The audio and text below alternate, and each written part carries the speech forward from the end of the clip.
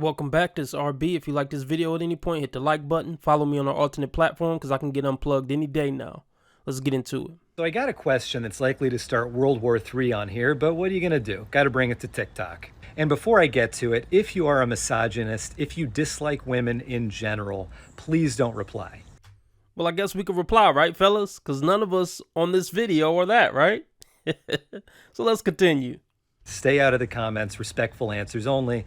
I love my wife. I love my female friends. This is a feature that simply confuses me, and it would be helpful to have some perspective on it.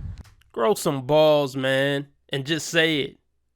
All that kissing, but, ladies, yeah.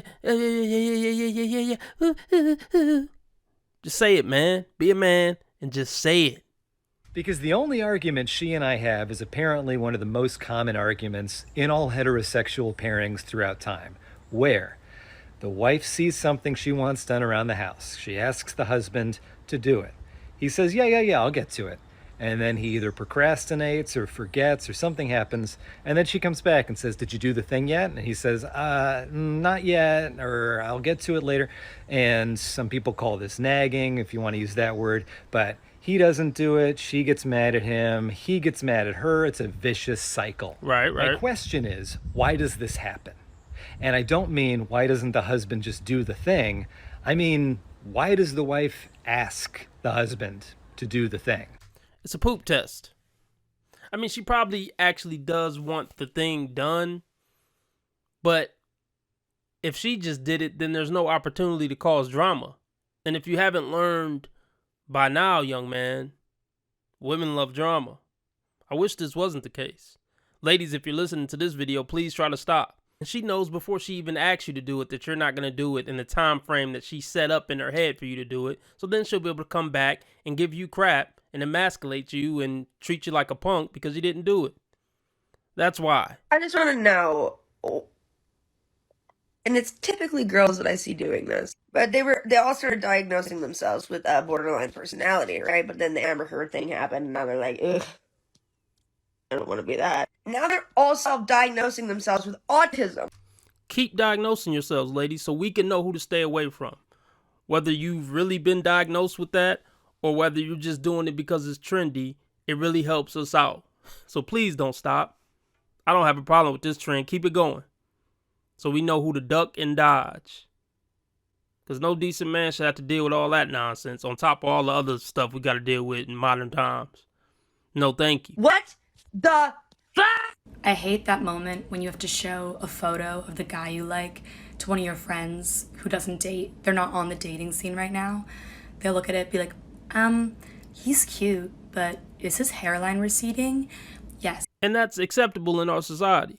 But if a guy looked at the picture and said, oh yeah, she kind of cute, but she a little heavy, don't you think? What's up with those crow's feet? She looking kind of old. What's up with that hairdo? Ooh, her style was terrible. What's up with that outfit? He'll be looked at as a terrible person and a monster by society.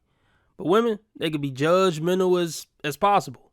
Okay, well, back when you could get a dude whose hairline wasn't receding, why couldn't you lock one of those guys down? See, those are the questions they don't want to be asked. Ladies, lock down a decent man early. So you don't be forced to date a man with a receding hairline.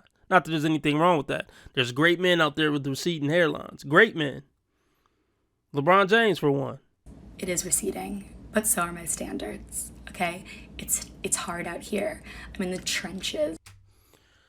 Look, like I always say, there's no good reason for a woman to be single after 25. Unless her long-term boyfriend passed or something. It's either she was focusing on a career or she was focusing on taking it up the rear. One or the other. If she's still single at 25. Or she just has terrible taste in men and she got all this emotional and mental baggage. So no matter what way you cut it, there's no good reason for a woman to be single after 25. I mean, most females start dating around 15, high school or something. So from 15 to 25, that's a decade of not being able to make relationships work or pick decent men.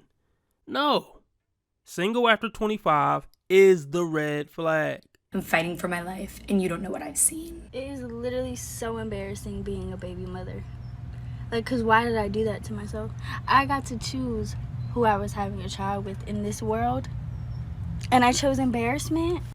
I know it's crazy, but I'll give you some respect because you're at least admitting it.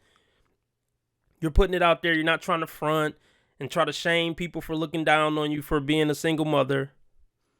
You're admitting it is embarrassing. I don't think people should necessarily look down on you. I mean, we all make mistakes. But trying to shame people for acknowledging that it's not a good thing, that's silly. So I'm glad you didn't go the route of your peers and you kept it real. Let's give her a round of applause.